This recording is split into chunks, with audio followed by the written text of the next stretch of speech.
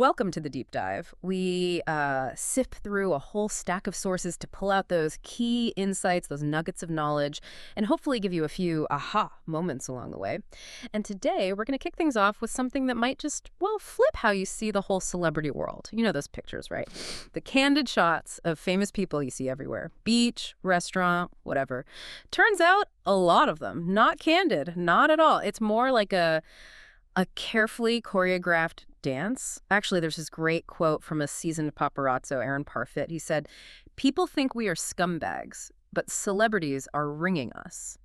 Yeah, that quote really stops you, doesn't it? It cuts right through the usual narrative. It really does. So our deep dive today, it's all about pulling back that curtain on the complex, often really hidden world of celebrity privacy and the paparazzi. Our mission really is to dig into how these images actually get made, the impact, and it's a big impact they have on celebrities, their families, and also this ongoing global debate about privacy, the fundamental right to it, especially now in the digital age. Exactly. We're trying to get behind the lens, understand what's really going on, and what it all means for everyone caught up in it. And it's quite something when you look into how it actually works. Our sources show that, the public generally pictures paparazzi hiding in bushes, maybe, getting that lucky unplanned shot. But the reality, it's often much more orchestrated.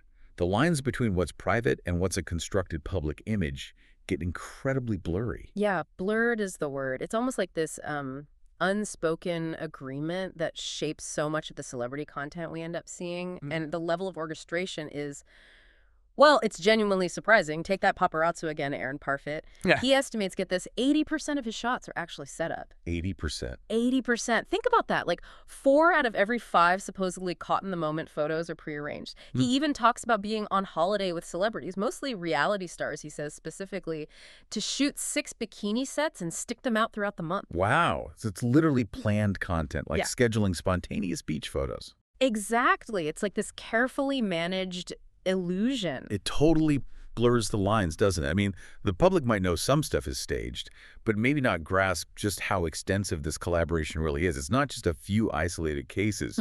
It seems pretty deeply woven into, modern celebrity culture. Oh, completely. And the examples, once you start looking, they're everywhere. You've got the Agatha Christie libel case, right?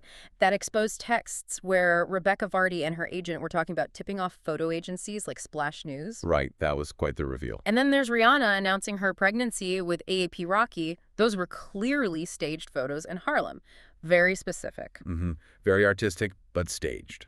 And remember J-Lo and Ben Affleck recreating that scene from the Jenny from the Block video on a yacht with a photographer conveniently right there. Oh, yeah, that felt like a definite callback. And even like Margot Robbie and Ryan Gosling getting snapped looking like a nightmare in neon while filming Barbie. The way it was shot suggested they knew the photographers were there, maybe even playing to it a bit. Yeah, that makes sense.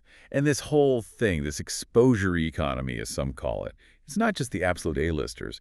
It's interesting how influencers get involved, too. Like Malin Anderson from Love Island. She admitted that doing these routine posed pap shots felt so fucking weird initially, but then it just became a norm. Just part of the job, basically. Pretty much. And another reality star, Rachel Finney, said she was flat out told by someone more established, "Honey, paps only come if you call them." An open secret, then. Seems like it, yeah. In certain circles, anyway. So it's not just the up-and-comers trying to get noticed. Our sources mention Kim Kardashian having a, quote, unique relationship with paparazzi, apparently admitting she used to call them back in the day. Right. And Rihanna, too, maintaining a close relationship with Miles Digg, the photographer who did her pregnancy reveal photos. Okay, so given all of this collaboration, this planning, Right. Why? What's the real driving force behind celebrities playing this game of orchestrated candidness? Well, fundamentally, it seems to be about staying relevant. It's a really competitive world. Celebrity and fame can be fleeting. Chad Teixeira, he's the chairman of a celebrity PR firm, puts it very bluntly. He says it's an exposure game. Simple as that. It's about keeping relevant. He lays it out. Celebrities need paps to promote their profiles. Papers need celebrities to earn an income. One can't exist without the other. It's symbiotic. A feedback loop, almost. Exactly. And for, say, lower-tier celebrities, getting papped can directly boost their social media following, which then helps them land brand deals, endorsements, actual income. Okay, that makes sense for them. What about the bigger stars? Well, they might use it more strategically, maybe during promotional tours for a film or album release, Hmm. or even for image rehabilitation. One paparazzo mentioned a footballer organizing family photos after an affair, to try and shift the narrative. Right, damage control via photo op. Okay, this is where it gets really interesting for me. If there's so much collaboration happening, why the big secret? Why do celebrities almost always deny setting these things up? Ah, that's what some call the omerta of fame, like a code of silence. Omerta. Okay. Yeah. And it seems to boil down to this kind of unspoken rule. Mm. Actively seeking fame, admitting you orchestrate it. It's seen as unforgivably gauche, just not cool. So it ruins the illusion. Precisely. Yeah. Aaron Parfit, the paparazzo, again, he observed, they rang me to shoot these pictures. But celebrities can't be seen to be working with paps, so they have to say, it's fine, I'm used to it. It preserves the image. It's a collective denial. It is. And it's kind of reinforced by us, the public. Because even if people criticize the paparazzi, say, oh, leave them alone, we still, consume these images voraciously. Guilty as charged, probably. We all are, Yeah. to some extent. Our clicks, our shares, our views, that fuels the whole market.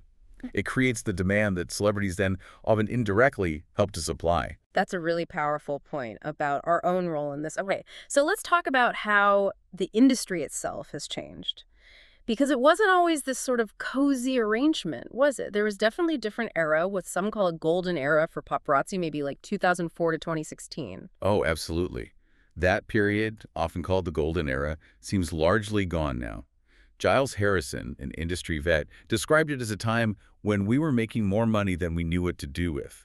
His company alone was pulling in about $1.5 million a year just from picture sales. Wow, big money. But it was also a darker time, wasn't it? That's when we saw the really intense, sometimes scary hounding of people like Britney Spears. Yeah, definitely darker. Mm. Public figures like Sienna Miller talked about being, spat at, verbally abused. It sounds awful. And Jamie Harris, another paparazzo, remembers people yelling at her, "You killed Princess Diana," and seeing actual high-speed chases, photographers running red lights just to get a shot. Good grief, it sounds like chaos. Yeah, a real gold rush era, as some called it.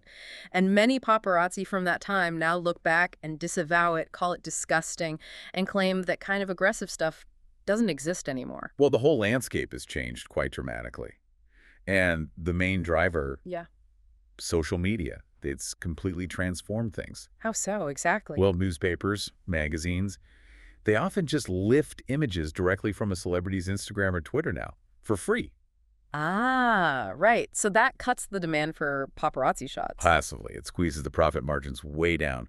Plus, celebrities can just upload their own photos, perfectly curated, which again, reduces the value, the exclusivity of a pap shot. And I guess with less money on the table, maybe the behavior calms down a bit. Less incentive for those high-speed chases. That seems to be part of it. Harrison said it's not the feeding frenzy it once was. Yeah. The stakes aren't quite as high financially. Negotiations still happen, right? It's not like it's all friendly agreements now. Oh, definitely not. Some photographers, like Parfit and Harris, they still admit they'll take photos, even if asked not to. They see taking covert shots in public spaces as basically fair game. The impulse to get the picture is still there. Right. Still a job to do. But it is pretty remarkable how many A-listers seem to have found some kind of accommodation, a way to work with it. Many seem to understand the benefits of it now, which leads to a relationship that's, well, less adversarial than it was back in that golden era. Okay, like how? Any examples? Yeah, there's one paparazzo, Jassal Parshatam. He told a story about Hailey Bieber asking for a minute to compose herself, then she posed, and he made sure no bad photos were published. Interesting. Like a quick negotiation on the street. Exactly. It suggests this kind of mutual, maybe unspoken understanding, a sort of cooperative performance almost. But not everyone plays that game. You mentioned the denial earlier, but some celebs genuinely seem to hate it, right? They aren't making deals. Absolutely. While many do this sort of dance, there are definite exceptions. Big names like Adele, Prince Harry, David Beckham, they're known for actively disliking the paparazzi attention. And presumably they know how to avoid it if they really want to. Yeah, the advice seems pretty straightforward. If you really want to avoid being papped, you steer clear of the known hotspots. Places like Carbone in New York or the Chiltern Firehouse in London. The people who want to be seen know exactly where to go to be seen. Right. Choose your battles or choose your dinner spot. Exactly. But, even for those who manage to leverage or accommodate this whole exposure game, there's a significant downside. There's a really profound, often darker personal toll it takes. Yeah, let's talk about that Yeah. because it's not all about career boosts and staying relevant. Millen Anderson, the influencer you mentioned, she described going to events just to get papped and then feeling inadequate if you weren't in the papers the next day. That sounds tough. She called it empty validation and even admitted it could become a bit of an addiction, like constantly chasing that next media hit. And Rachel Finney raised a really sharp point, questioning where your sense of value of your own privacy goes when celebrities are calling paparazzi during genuinely traumatic personal moments. It's like monetizing your own pain. That's a disturbing thought. It is. And that story Aaron Parfit told about a former Big Brother contestant messaging him on Twitter, wanting to arrange being photographed skinny dipping on Blackpool Beach just to get her back in the press. Wow. Wow. That really shows the desperation for exposure some people feel. It's almost tragicomic. It really points to the immense pressure that comes with fame, or even just the pursuit of it. This relentless drive for exposure can lead to serious mental health struggles. We often equate fame with success, right? But sources talk about it triggering an identity crisis, people struggling to figure out who they really are versus this public persona they have to maintain. Yeah, I can imagine that would be incredibly difficult. And the constant demand for content, for being on, it can lead straight to emotional burnout. And sadly, studies and reports do show higher rates of anxiety, depression, and substance abuse among people in the public eye. That constant need for validation, chasing likes or headlines. It can lead to a real loss of sense of self, even imposter syndrome, feeling like you don't deserve the attention or that you're a fraud. So what do the sources suggest for managing this? How do people cope? Well, the advice seems to center on things like developing strong self-awareness, really knowing yourself, setting boundaries like limiting what you share personally online. Seeking advice is key too, from trusted friends, mentors, or professionals like therapists, and just basic stuff, really maintaining a balanced lifestyle. Exercise, good food, enough sleep, prioritizing mental well-being, and drawing clear lines seems crucial. Makes sense. Essential, probably. And this toll, tragically, it doesn't stop with the celebrities themselves. It extends to their children, who get caught right in the middle of it all. The kids. That's always a really tough aspect of this. It really is.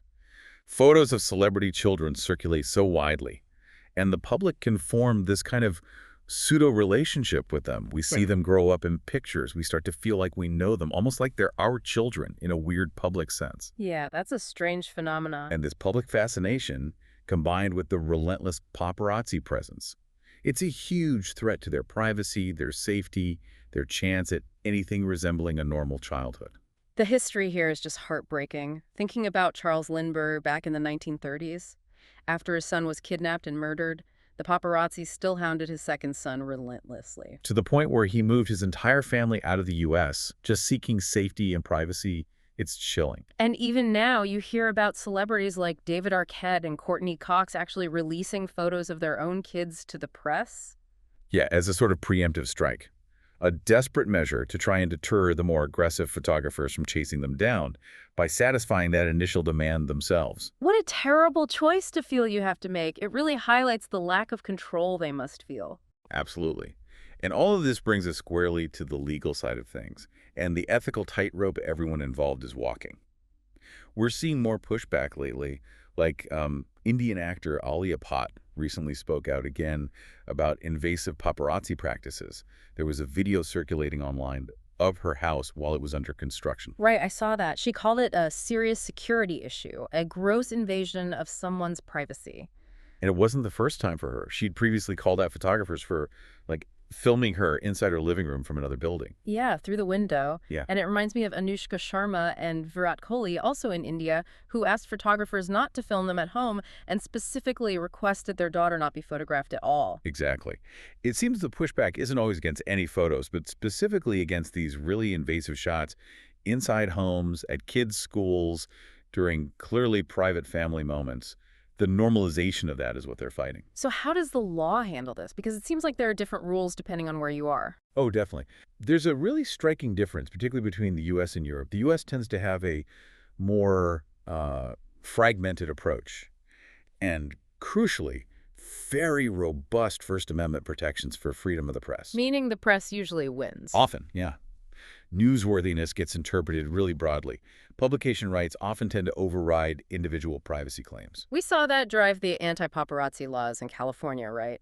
After Princess Diana died in '97, they started enacting laws from '98 onwards. Exactly. Those California laws try to target specific aggressive behaviors like reckless driving to get a shot, especially with a child in the car, which brings heavier penalties. Or things like false imprisonment blocking someone's path purely for a photo opportunity. And they also target the first publishers, right? The outlets that actually run the illegally obtained photos. Yes, trying to hit them with penalties too. But even these laws constantly face challenges, criticism that they might be inhibiting press freedom. It highlights this ongoing tension, this conflict between the right to privacy and the right to free expression. There was that old case, wasn't there? Cities VFR Publishing back in 1940. Right, the former child prodigy case. The court basically denied him privacy protection years later, saying the public had an enduring interest because he was once famous. It prioritized public curiosity over his later desire for privacy. Wow. So how does Europe differ then? Europe takes a different tack, largely guided by the European Convention on Human Rights. It views privacy, that's Article 8, and freedom of expression, Article 10, as essentially fundamental rights of equal value. Equal value. Okay, so not one automatically trumping the other. Exactly. It requires a balancing act, what they call a proportionality analysis. They weigh the two rights against each other in each specific case. And crucially, European courts generally hold that even very well-known people retain a legitimate expectation of privacy. They reject the idea that becoming famous just automatically wipes out your right to a private life. So being famous doesn't mean everything is fair game? Not necessarily. The focus is on distinguishing what's genuinely in the public interest, things that contribute to public debate, versus stuff that's just about mere curiosity or purely private details lacking public relevance. That seems like a key distinction. Any examples of that in practice? Yeah, the von Hanover v. Germany case in 2004 is a big one. Princess Caroline won protection from paparazzi shots of her just doing everyday things, like shopping or walking. The court basically said her mundane private life isn't automatically public interest just because she's a princess. Okay, that makes sense. And in the UK, the Campbell v. MGN Ltd case involving Naomi Campbell was interesting. The court said, okay, the fact of her drug addiction could be published, as she'd previously denied it, but the specific details of her treatment, no. Those are private and protected. They're drawing lines. Drawing lines, yes.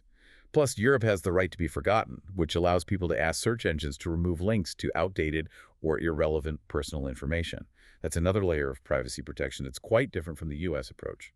It really highlights different cultural or philosophical priorities when it comes to press versus privacy. It certainly does. And when it comes to protecting children specifically, there's the UN Convention on the Rights of the Child, Article 16, which explicitly grants kids protection against illegal interference with their privacy. But how well is that enforced, especially in the U.S.?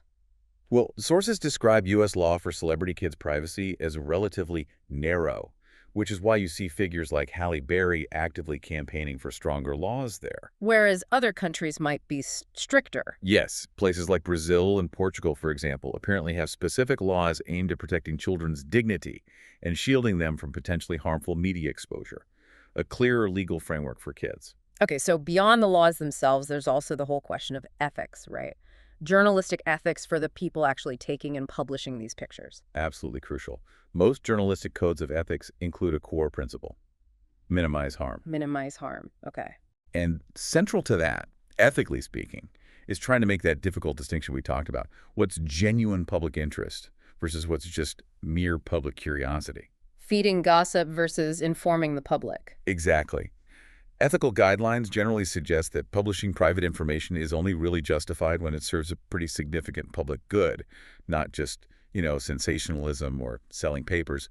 Ideally, journalists are encouraged to try and get consent, especially from private individuals caught up in things, to minimize harm wherever possible, and to constantly ask themselves, does this person's private behavior really impact their public role?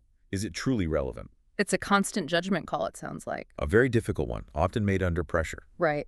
Well, we've certainly navigated a complex world today. This intricate, often really paradoxical relationship between celebrity privacy and the paparazzi. We've seen how those lines between, performance and private life get blurred constantly, from the stage photos and the career-driven collaborations, Mm. all the way to the really profound mental health costs and this complex legal tightrope that's walked differently all around the world. Yeah, I think if there's one core takeaway today, it's that this whole celebrity paparazzi dynamic, it's this strange dance of like manufactured spontaneity mixed with collective denial. It's an exposure economy, absolutely driven by celebrity ambition on one side, but also by our public demand on the other. And it's constantly pushing privacy boundaries, often with real personal cost, particularly as we saw for children. That candid photo, it's Yeah. very rarely just what it looks like on the surface. So as we wrap up, here's something for you, the listener, to think about. Consider this.